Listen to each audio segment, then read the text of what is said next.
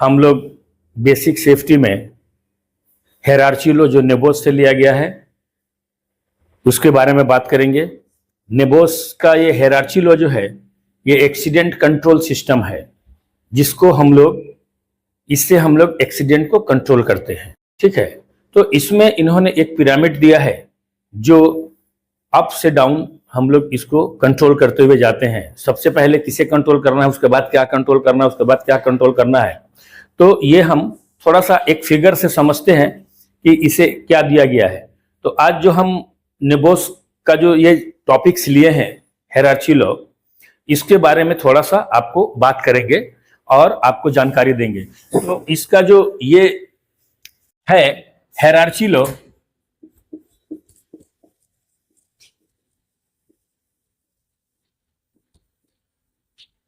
Hierarchy law जिसे accident control system के नाम से जानते हैं।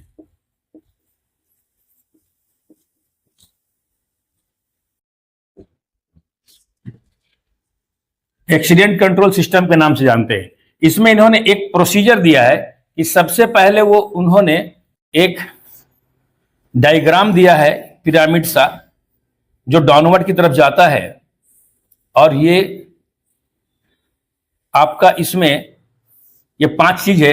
जैसे सबसे पहला चीज जो आता है वो है आपका एलिमिनेशन।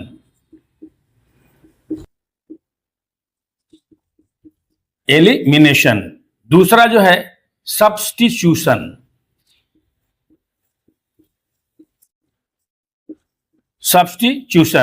तीसरा जो है आपका इंजीनियरिंग।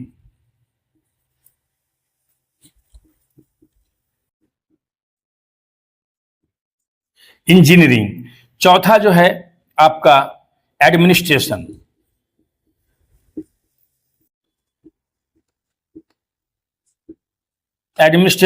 और चौथा जो है पीपीज। ये 5 चीज को उन्होंने बोला है कंट्रोल करने के लिए। तो हम लोग सबसे पहले जो है जो करते हैं एलिमिनेशन करते हैं। एलिमिनेशन कैसे करते हैं? हम जब साइट पर जाते हैं तो हम सबसे पहले क्या देखते हैं, हम लोग एक हैजार्ड को खोजते हैं कि हैजार्ड क्या क्या है हमारे काम में, कौन सा हैजार्ड है, उसमें कितना रिस्क है। तो जिस काम में जितना रिस्क है उस रिस्क को सबसे पहले हम लोग क्या करते हैं, कंट्रोल करने की कोशिश करते हैं। तो आपको जो भी हैजार्ड दिखता है उस हैजार्ड को हम लोग क्या करते हैं, सबसे पहले या तो खत्म कर सकते हैं तो खत्म करने की कोशिश करते हैं, और नहीं तो उसको कम कर सकते हैं तो कम करने का प्रयास करते हैं। तो इसमें भी कम करने में भी कई सिचुएशन है। जैसे अगर 15% से ज्यादा का माने एक्सीडेंट होने का चांसेस है, चाहे रिस्क ज्यादा है, तो हम उस काम को स्टार्ट नहीं कर सकते, ये डेंजर जोन में आता है। ठीक है ना। और अगर 9 से 14 है तो हम वहां काम स्टार्ट कर सकते हैं, लेकिन विद इन 24 आवर्स आपको इस हैजार्ड को कंट्रोल करना पड़ेगा। If you are able to control the hazard in 24 hours then you will start the work today. ठीक है, अगर आप 24 घंटे के अंदर इस हैजार्ड को कंट्रोल कर सकते हैं तब आप आज स्टार्ट कर सकते हैं, अदरवाइज नहीं कर सकते। तो अगर आपने, चाहे वो आप मैनेजमेंट के लेवल में हो, चाहे आप अपने स्तर पे हो, वर्कर के सहयोग से हो, या फिर आपकी अपनी सक्षमता के आधार पे हो, जैसे भी हो, आप उसको कंट्रोल अगर कर सकते हैं, कल 24 घंटा के बाद आप उसको मिनिमाइज कर सकते हैं। जैसे मिनिमाइज में क्या है, 5 to 8। 5 to 8 क्या है, टॉलरेबल है। 5 to 8 क्या है, 9 to 14 जो है टॉलरेबल है। 5 to 8 क्या है, एक्सेप्टेबल लेवल है।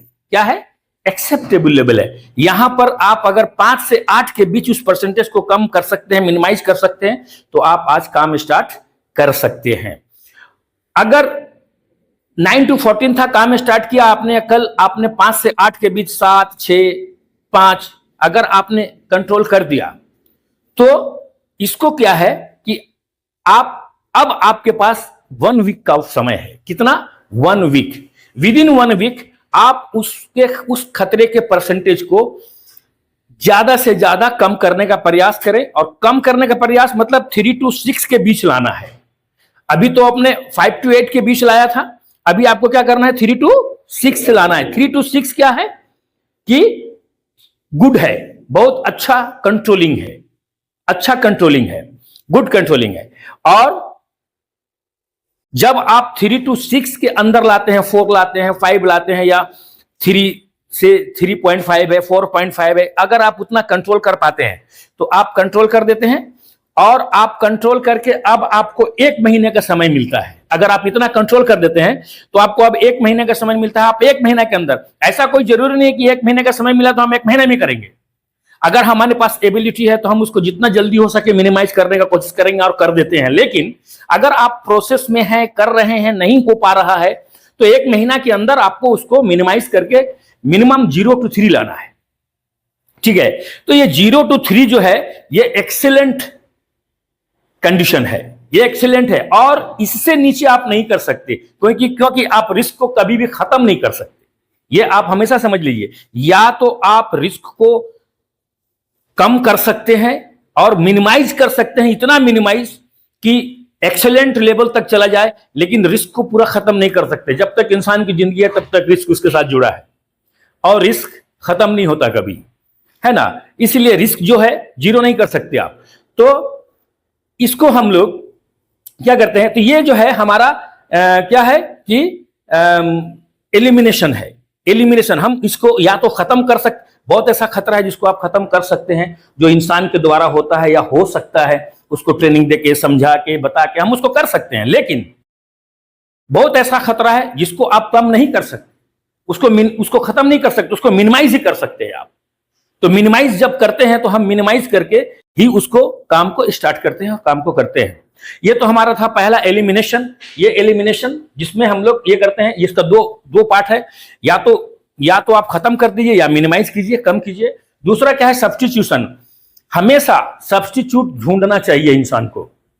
हम जिस तरह से काम को कर रहे हैं उस तरह से काम को करने में अगर आपको लगता है कि कुछ इसमें गलती है, कुछ और इसमें सुधार किया जा सकता है, तो हम उसको हमेशा अच्छा करने का प्रयास करते हैं, जिससे क्या फायदा होता है कि हम उस काम को के खतरे को, रिस्क को, हैजार्ड को जितना ज्यादा से ज्यादा हो सके कम करके काम कर सकते हैं। तो जब तक हम सब्स्टिट्यूट नहीं ढूंढेंगे तब तक हम उस खतरे को कम नहीं कर सकते। तो सब्स्टिट्यूट कैसे ढूंढना है, अब यह चीज आप समझ लीजिए कि आप कभी भी अगर किसी चीज का सब्स्टिट्यूट खोजते हैं, किसी भी चीज का सब्स्टिट्यूट खोजते हैं, तो किसी खतरे का कोई दूसरा खतरा सब्स्टिट्यूट नहीं होता, खतरे का कोई खतरा सब्स्टिट्यूट नहीं होता, हमेशा प्रिकॉशन का सब्स्टिट्यूशन होता है। तो प्रिकॉशन का जो सब्स्टिट्यूशन होता है, यह सब्स्टिट्यूशन ही आपको आपके हैजार्ड को कंट्रोल करने में सहायक होगा, है ना। तो आप सब्स्टिट्यूट हमेशा ढूंढते रहिए कि अगर हम ये चीज इस्तेमाल कर रहे हैं तो इससे बेहतर करने के लिए हम और क्या कर सकते हैं। यहां तक कि उसमें हम पीपीई को भी हम चेंज करने का प्रयास करेंगे, अगर हम उसमें उसको मिनिमाइज करना चाहते हैं तो, उसको और कंट्रोल करना चाहते हैं तो। लेकिन अब मान लीजिए कि खतरा है, मान लीजिए कोई खतरा है, उसको आप सोचते हैं कि इसका सब्स्टिट्यूट, खतरे का सब्स्टिट्यूट नहीं होता। मैंने कहा है खतरे का सब्स्टिट्यूट क्यों नहीं होता, क्योंकि इस खतरे का सब्स्टिट्यूट इसलिए नहीं होता कि मान लीजिए किसी काम में ज्यादा खतरा है तो चलो ये काम मत करो, ये काम कर लो, ऐसा नहीं हो सकता। ये काम में तुम्हारा थोड़ा बहुत खतरा होगा, तुम्हारे बदन में जैसे कि हड्डी नहीं टूटेगा, चोट लग जाएगा, इंजरीज हो जाएगा, तो ऐसा नहीं होता है। सब्स्टिट्यूशन किसका होता है, प्रिकॉशन का होता है। हमेशा प्रिकॉशन का हम सब्स्टिट्यूट ढूंढते हैं और उसको हम लोग कोशिश करते हैं कि उस सब्स्टिट्यूशन के द्वारा हम उसको कंट्रोल कर सकें। ये सब्स्टिट्यूट होता है। और दूसरा जो है, उसके बाद जो है इंजीनियरिंग है। ये जितना भी सब्स्टिट्यूशन हम करते हैं ना, ये सब इंजीनियरिंग के बदौलत होता है। बिना इंजीनियरिंग के आप कुछ नहीं कर सकते। इंजीनियरिंग मतलब तकनीक। बिना तकनीक के आप कुछ भी नहीं कर सकते। आपको तकनीक अपनाना पड़ेगा, नॉलेज आपके पास होना चाहिए, एक्सपीरियंस होना चाहिए, काम करने का तरीका होना चाहिए। ये सब जो है आपका, जैसे अब हम किसी तरह से हम उसको अगर इंजीनियरिंग करते हैं तो मान लीजिए कि हमको कुछ करने से अगर खतरा नहीं कम हो रहा है तो हम लोगों को आइसोलेट करेंगे या खतरे को आइसोलेट करेंगे, अलग थलग करेंगे, या तो खतरे को या लोगों को। ये दो में से एक को हम अलग थलग करेंगे। माने अलग, जब तक हम इसको माने कि सेपरेशन नहीं करेंगे, सेग्रीगेशन नहीं करेंगे, तब तक हम कंट्रोल नहीं कर सकते। उसी तरह से हम दूसरा पॉइंट जो है उसमें जो है सेपरेशन और सेग्रीगेशन, सेपरेट कर देंगे, काम को सेपरेट कर देंगे, या क्या करेंगे, पूरे खतरे को एक जगह इकट्ठा कर देंगे। हम वहां पर सारा जितना खतरा वाला काम है सब एक जगह करेंगे, और बाकी जो है जो भी बिना खतरे वाला काम है, लोगों को एक तरफ करेंगे, है ना। इस तरह से हम सब्स्टिट्यूशन करते हैं, इंजीनियरिंग में करते हैं, चाहे पार्शियल सब्स्टिट्यूट भी करते हैं, पार्शियल अलग अलग, थोड़े देर ये ग्रुप, थोड़ा देर वो ग्रुप, थोड़ा देर ये ग्रुप, थोड़ा देर वो ग्रुप, ऐसे करके भी, पार्शियल करके भी हम क्या करते हैं, खतरे को कंट्रोल करते हैं, है ना।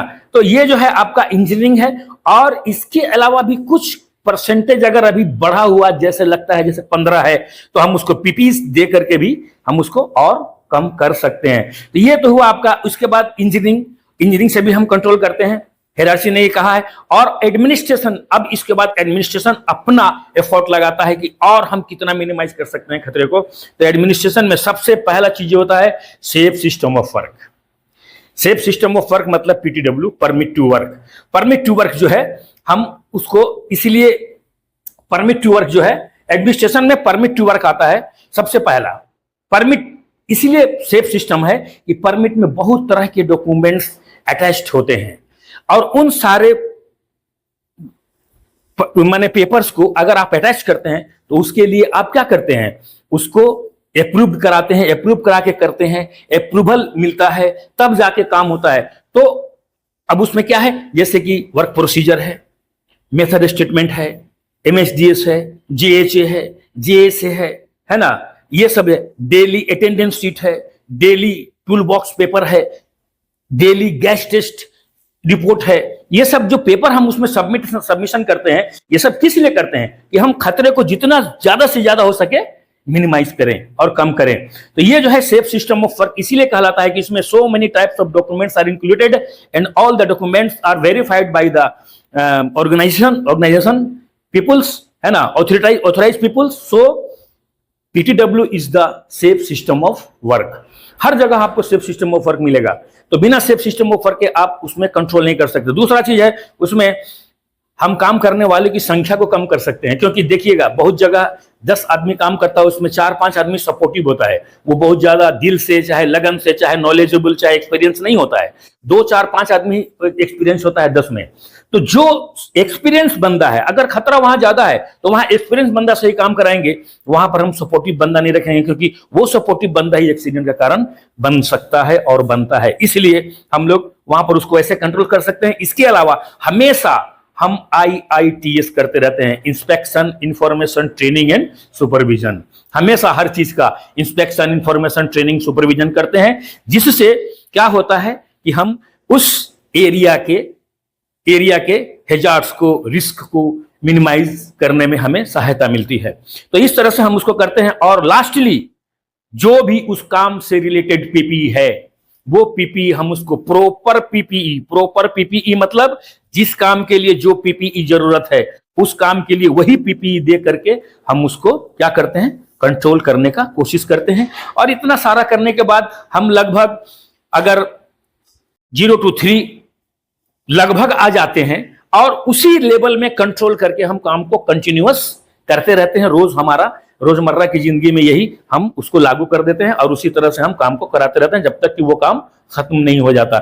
इस तरह से हेरार्ची ने इस थ्योरी को दिया है, और इस थ्योरी को अगर हम इस तरह से इंप्लीमेंटेशन साइट पर करते हैं तो हम हैजार्ड और रिस्क को कंट्रोल करने में काफी हद तक सक्षम हो पाते हैं, और अपने वर्करों को इंजरी से, अपने मैनेजमेंट को किसी भी नुकसान से, है ना, हम बचाते हैं। जैसे कि मैन को किसी भी इंजरी से या एक्सीडेंट से बचाते हैं, आपका मशीन को हम खराब होने से बचाते हैं, हम अपना लोगों को, जैसे कि आपका यह मटेरियल को अच्छे तरीके से सेग्रीगेशन करके रखने में सहयोग होता है हमको इस डॉक्यूमेंटेशन से, और हम जो है कंपनी के मनी को बचा पाते हैं। और आपका इन्वायरमेंट, अगर ये तीनों चारों चीज बच जाएगा, मैन, मशीन, मनी, अगर ये तीनों चीज बच जाएगा तो आपका मैन, मशीन और मटेरियल, ये तीनों चीज बच जाएगा तो आपका मनी और मदर इन्वायरमेंट ऑटोमेटिकली बच जाता है। तो ये सारी व्यवस्थाएं हायरार्की के लॉ में हम लोग जानते हैं, और इस तरह से हम साइट पर